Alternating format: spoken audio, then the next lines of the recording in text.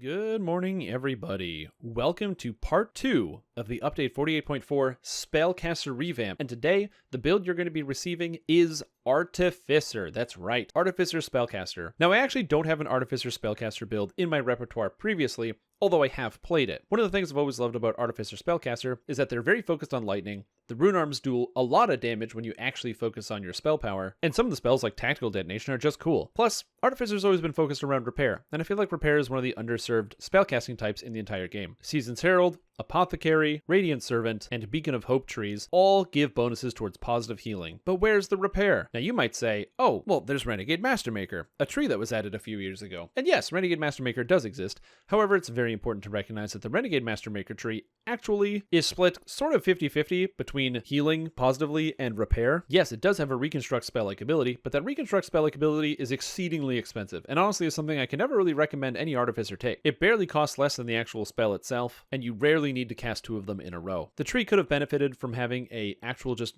repair serious or repair critical spell-like ability somewhere in the tree, and being a little bit more focused around repair spell power, granting you maybe some more repair spell power in other places, maybe a Divine Might-esque sort of thing, like the healer's reward that you can get out of Beacon of Hope that gives you increased positive spell power based on your charisma, maybe something like that based on your intelligence. I don't know, it could be cool, and I think they could have done more to fix up repair, as repair is not only cool, but it's also something that is very possible to not only heal, but deal damage with as a spellcaster artificer. So the real question is, why Arcano Technician, and what's even changed about it? Well, there's actually 2 major changes that I wanted to address in this video and talk about how they change with the character. The first is, of course, the spell damage changes. Pretty much every spell in the Artificer's repertoire has gotten a change in some capacity. All of the spells, except for one, have been increased in damage. The one spell that didn't increase in damage, Blast Rod, was already pretty good and something that didn't really need to be changed too much for Artificer, and a few spells had their functionality changed a little bit. So overall, a big boost in damage. On top of that, they also received the spell Chain Lightning as a 6th level spell, and there have been a couple new spells added to the 1st level, specifically the new Bolt spells from Sorcerer and Wizard, so you can get a new Fire and Lightning spell at level 1. The Lightning spell is actually incredibly useful during the early leveling, as you don't really have a lot of things to cast, so it's quite good to get. The updated spell changes actually help Artificer feel a little bit more fluid, and of course towards the end game give you some more spell damage options, specifically Chain Lightning and Tactical Detonation. Tactical Detonation used to be a spell that you would only cast specifically for the crowd control effect. It didn't really do enough damage, so they said screw it, let's up the damage by 4 times. Now, increasing the damage by 4 times might sound like it's a lot,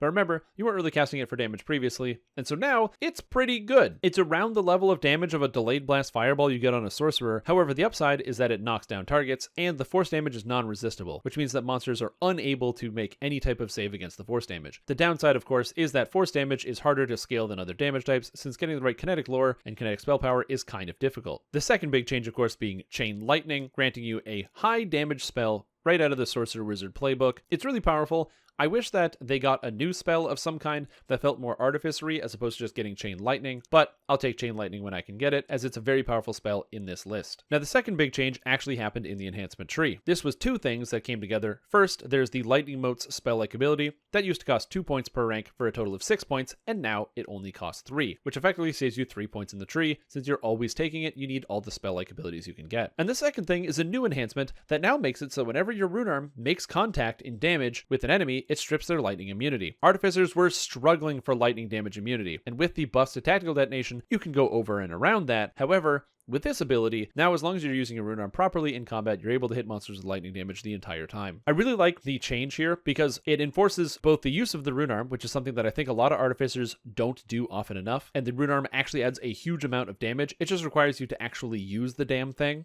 and a lot of people don't bother, which is crazy because it's actually free damage. Rune arms, if you did not know, are off of all of the cooldowns. They are off of all the animation timers. You can use a rune arm while casting spells, you can use a rune arm while using a shrine, you can use a rune arm whenever you want. It literally doesn't matter, you can always use the rune arm. Mid-attack animation, who cares? It doesn't interrupt anything, it's completely separate. As a result, there's no reason to avoid using a rune arm. You should always be using it whenever you have the opportunity. Just slap the button, it's free damage, you can always get some good benefit out of it. So, having the opportunity to now all of a sudden have your rune arms strip lightning immunity makes it even better. One thing I've always disliked about the sorcerer tree is that you just get lightning stripping for free. Just take the capstone and all of a sudden you can strip immunity. Get your elemental form, strip immunity. I've disliked that because it feels like there's no real effort into putting it in the first place. Like, if you can just bypass all the immunity with all your spells anyway, why do monsters even have immunity? There's no real play or counterplay here. It's just you bypass immunity, monster can't resist you. However, with the artificer, it actually feels a little bit more engaged. You have to use the rune arm. And this is important because you might have a room full of monsters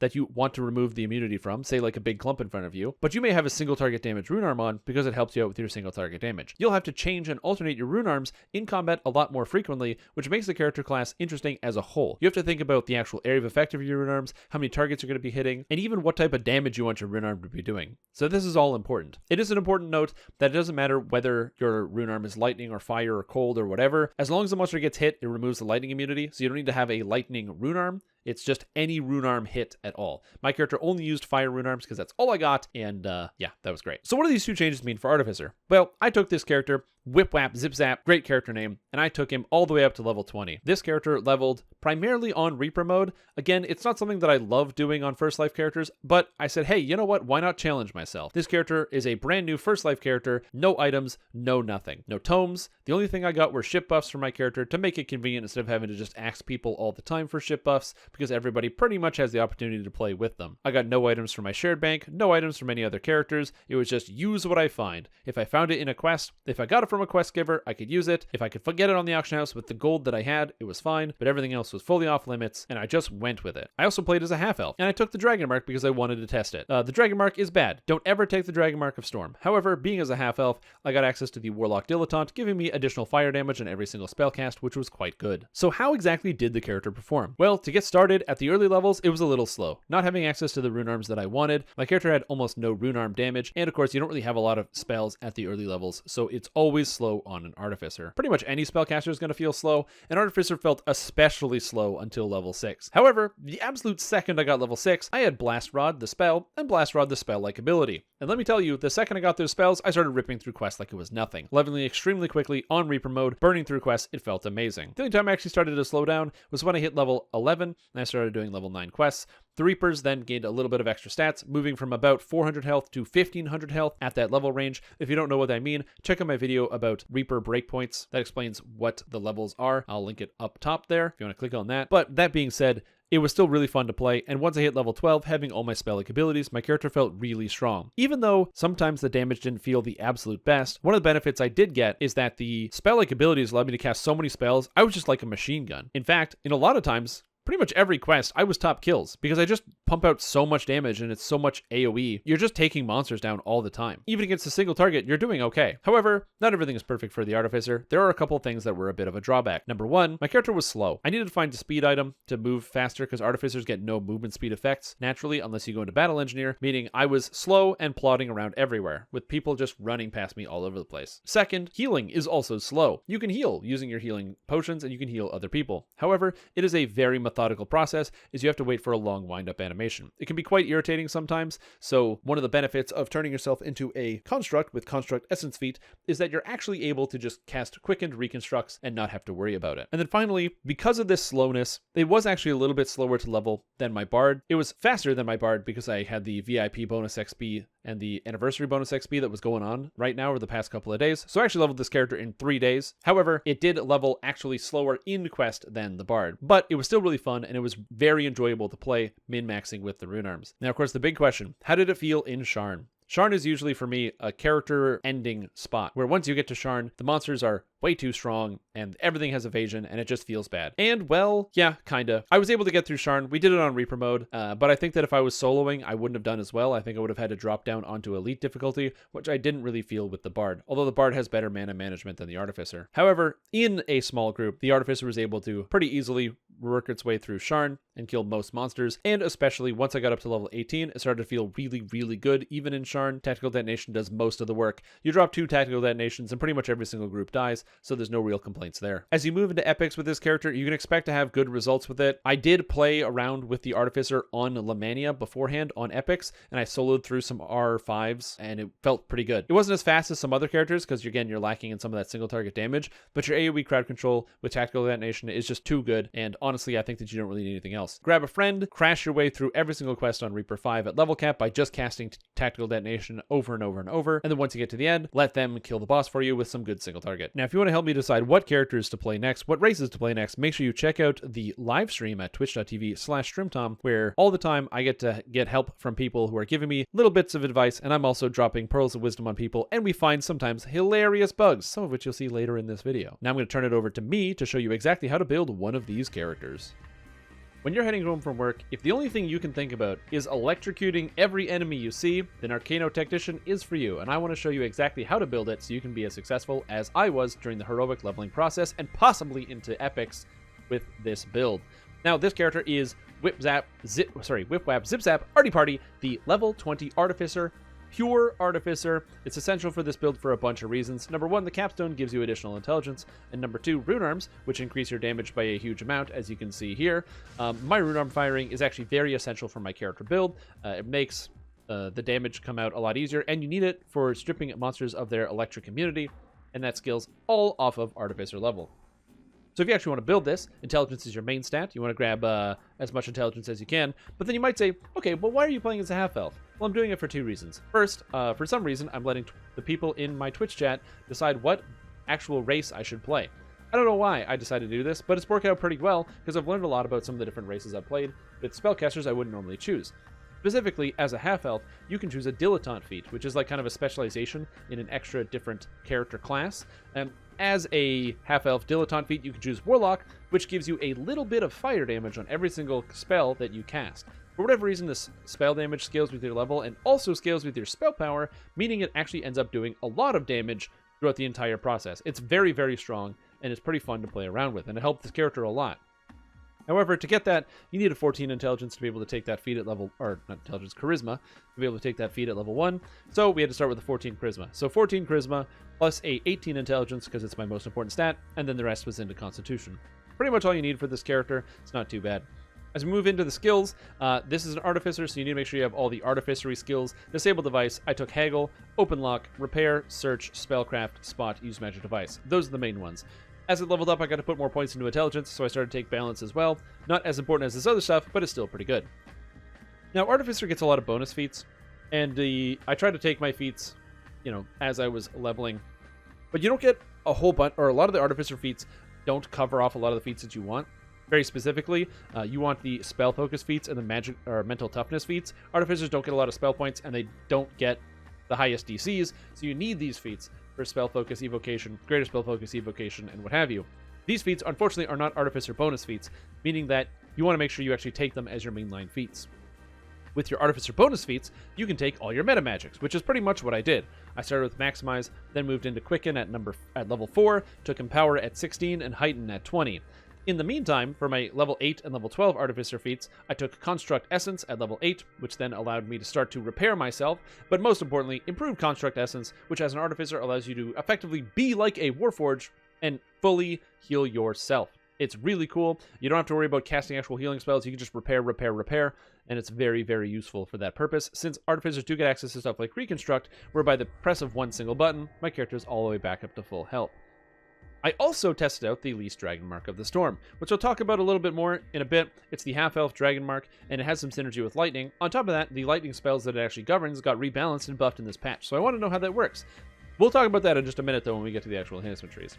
As far as the actual spells, you can see I don't need a lot of them. It's a little tight during the leveling process because you want to make sure you're carrying the damage spells and a lot of the buff spells, but as you continue to level, eventually you start to get them all. Also, most of the 4th level spells are very situational, so you don't need to have all of them. Same with the 5th level spells. In fact, I pretty much cast none of these. It's mostly 3rd levels and 6th levels that I ended up casting. The ones that were stand out as far as improved spells and buffed spells, Tactical Detonation does a absolute heck load of damage. I was about to use a worse curse word, but I didn't. Does a lot of damage. Very, very, very powerful, and so it was really strong, fun to knock down enemies, but also the fact that you could just clear whole rooms with it made it pretty much an invaluable tool. Outside of that, I was mostly just using Lightning Rod and Lightning Bolt. Both of these spells, very powerful Artificer spells. Lightning Bolt giving you better range versus Lightning Rod, or Blast Rod, sorry, which gives you better AoE damage centered, closer to yourself as opposed to down range. As the enhancements go, this character was spent most of its points in the Arcano Technician tree. This is where I wanted to talk about the Mark of Storm. So the Mark of Storm can be enhanced. Usually it just gives you Gust of Wind, but you can get Electric Loop and also greater Call or greater Mark of the Storm for Call Lightning. Now, here's the thing. Electric Loop is not that good, especially considering you have a whole bunch of spells that kind of do the same thing, like Lightning Sphere, which is just better in general. So why would you ever use this? And the answer is you wouldn't. This spell does basically 0 damage, and on top of that, it has a charge system, so you can only cast 5 of them at best. 5 Electric Loops is never going to help you ever, and you should never use this. So, if you never want to use that ever, should you use Greater Dragon Mark of the Storm here? It gives you Call Lightning Storm, and this spell has been super buffed. It now does a tremendous amount of damage when it hits monsters. So should you use it? And the answer is always no. If you're playing as a druid, it's actually really cool to cast because it just gives you free damage. However, whether it strikes monsters or not is all over the place. I had situations where I'd cast a spell and it didn't hit monsters for 10 seconds continuously. This is very problematic because I'm casting an ability, it lasts 3 seconds per level, so when I got it, I think I was using it like level 13 or 14, and it was lasting 45 seconds. When almost a third of the duration, it's doing literally nothing. That's not good. On top of that, when it does land, it sinks. I think the saving throw is based off of wisdom or something else. I don't think it's based off of intelligence because monsters were making their save pretty regularly, and it should have been a powerful spell. And on top of that, you can only cast it 4 times. It has a maximum charges of 4. So, bad ability. Don't ever take this, and don't use the Dragon Mark. Now we know. Even with the buffs, it's still not worth it. But on a druid, where you can just continually recast it and it has no charge system, again, if this was just a spell-like ability that you could recast, which is probably how this should work in the first place, it would be fine, and I'd actually recommend you use it, because it's free damage that helps out all the time. But since you actually can't, always use this ability, it's a bit of a problem. Now, let's talk about the rest of the trees. So first, Arcano Technician. This is your bread and butter where you're going to be spending most of your points. This tree is not the absolute best tree in the game for supporting, but it does have some cool quirks. First, you get a lot of spell-like abilities on the side here. These are all pretty much always useful. As of this patch that we're playing on right now, Lightning Sphere is bugged and it's not doing its appropriate damage. It is doing its old damage. However, once that gets fixed, Lightning Sphere is going to be a powerhouse, especially during the early leveling, and you'll notice it very, very well. It was still good when I was using it, and it was doing 1/3 of the damage. So, doing 3 times the damage that I was noticing, you should find this to be a very valuable spell. And all these spell-like abilities are useful during the leveling process, which is why you take all of them. In fact, even into epics, Blast Rod is still one of your best spells, so you're going to be casting Blast Rod all the time. Now you might say, okay, well, Blast Rod is one of your best spells, but this is basically the damage of Lightning Bolt. And Lightning Bolt's okay, but, even sorcerers, they're casting Chain Lightning and better things. And that's true. It's the unfortunate reality, but artificers don't get the best spells in the game, so you're kind of limited based on what you can actually use. So as a result, Blast Rod, while not being the best spell, is your best spell, along with the Lightning Bolt spell-like ability and Chain Lightning. So a lot of your damage is going to be from repeated hits, which you got to keep in mind. Now, outside of that, you also get the Imbued Defender here. This buffs your Iron Defender, and you think to yourself, oh, I should use it. Get my pooch going, get that Iron Defender. However, you actually shouldn't do that, because the Iron Defender is going to die a lot. It's very unreliable, and sometimes it gets stuck, kind of bugs out, and just freezes. It's mid-attack, and it just kind of starts sliding around. It's not very good. However, this gives you a whole bunch of spell power for each point, which is why you take it. Same with this ability here with the Arcane Engine, which gives you a bunch of free spell power, which is why you want to take it. You also grab the crit here because it's more damage.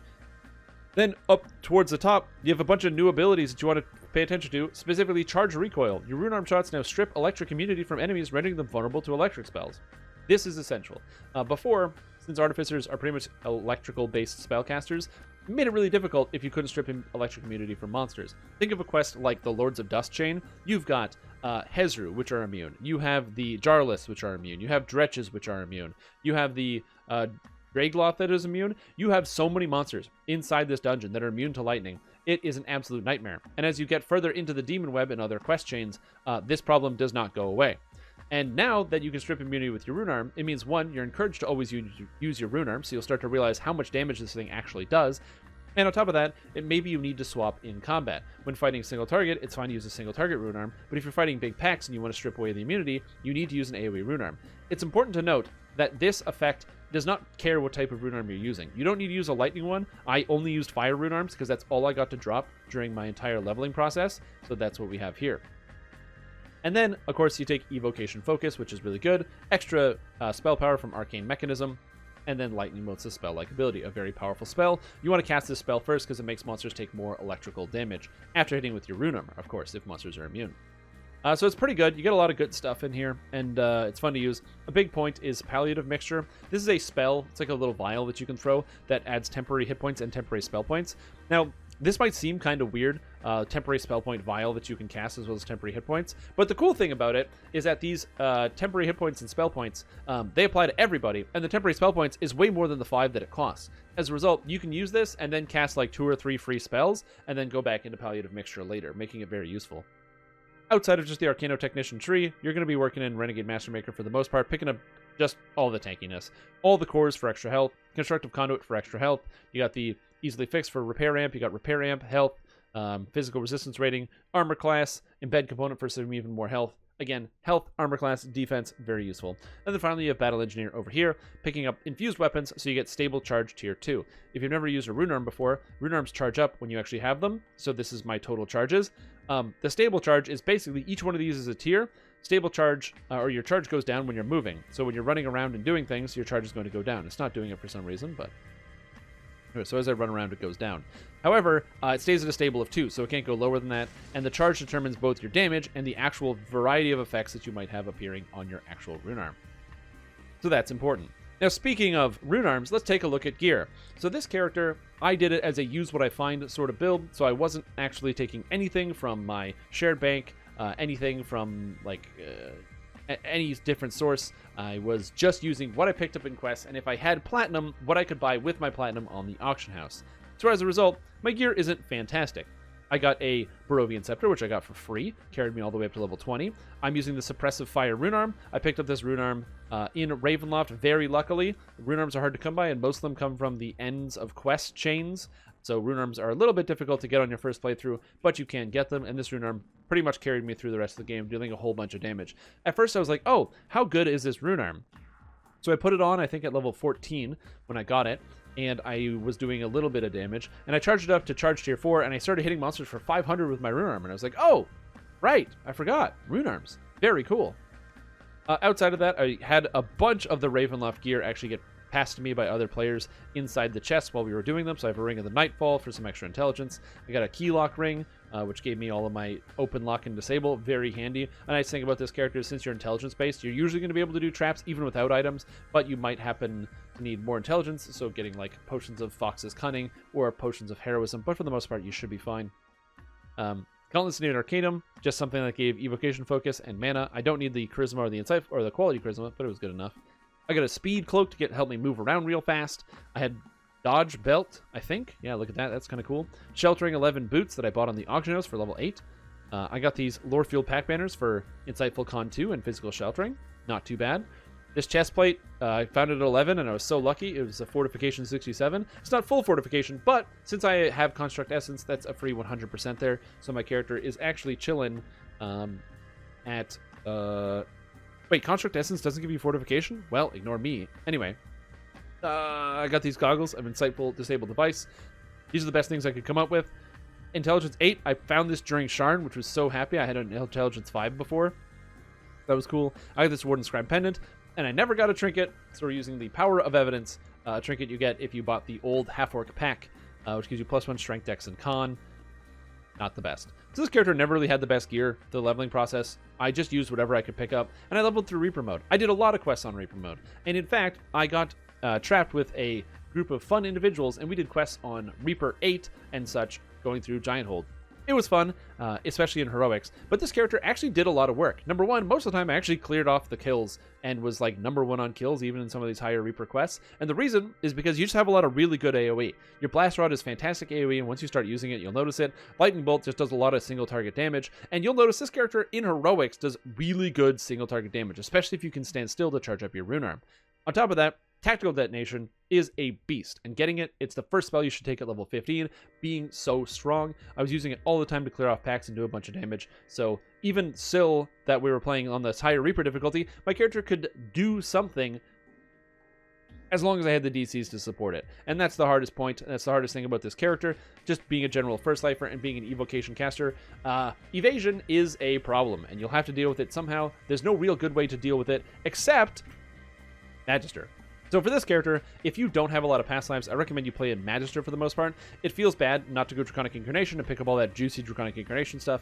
And once you get gear, you can probably swap into this character build using Incarnation. But Magister is a great place to start. And even if you go into Draconic, I would recommend twisting this effect out of Magister. There's Evocation Spell School Augmentation, which what it does is it gives your spells a 15% chance to reduce the target's reflex saves by 10. So every time you cast a spell, even if they make their save against it, you can reduce their reflex saves by 10, which is fantastic since you cast hundreds of spells. This affects your Rune Arm, which is technically an evocation ability, and this also affects your Blast Rod, all your spell-like abilities. So your character is just whipping out spell-like abilities constantly. So since you're doing that, you're going to reduce everyone's reflex saves by 10, which is basically plus 10 to DCs. You can't get that anywhere else. So twisting Spell School Augmentation into Draconic Incarnation, or just playing as a Magister, again, both very, very good ideas, and that's where you're going to want to be, either Magister or Draconic. But if you can swing out a Magister into Draconic, you get enough DCs, all the extra spell critical damage is really nice in here, plus getting Energy Burst, getting the Dragon Breath, and even grabbing Vortex. Usually I wouldn't recommend Vortex, but Artificer is a very melee spellcaster. It's probably not too bad if you wanted to do that, and you get a lot of tankiness from the Renegade Mastermaker tree. It kind of makes you feel like you can kind of do that. Anyways, that's all I have for you today. If you like what you saw and you're like, man, I would love to participate in some of these builds. I'd love to be able to vote on this character class and be like, yeah, you know what? You should play as a half-elf. That sounds really funny. Maybe Strimtom should have played as, I don't know, a half-orc artificer. Yeah, half-orc wasn't on the list of things to play. But that being said, you should join the Twitch stream at twitch.tv/Strimtom. On screen, you'll be able to see a thing right here. Please go do that. Link in the description. Join the stream because it's a lot of fun. We do some good things, and I oftentimes take feedback from chat about how to go through the character builds, and I learn stuff, you guys learn stuff, and we find weird bugs. Here, do you want to know a weird bug that we found today before the recording of this video? This is a Rune Arm. So if I am clicked on myself and I decide to cast a healing spell, I can heal myself with Reconstruct. How cool is that? It turns out, if you click on the Rune Arm Suppressive Fire and I cast Reconstruct, I can reconstruct it. I don't know why, but the comment log says I reconstructed it, and I didn't get any health there, as you clearly saw. For some reason, you can do that. You want to discover cool bugs like that? Twitch.tv/Strimtom. That's twitch.tv/Strimtom if you want to join the stream. That's all I have. Thank you for watching. Make sure you take out the garbage after watching this video, because you might forget, and if you do and delay doing that, you're just going to be upset that you didn't take it out earlier. Bye-bye.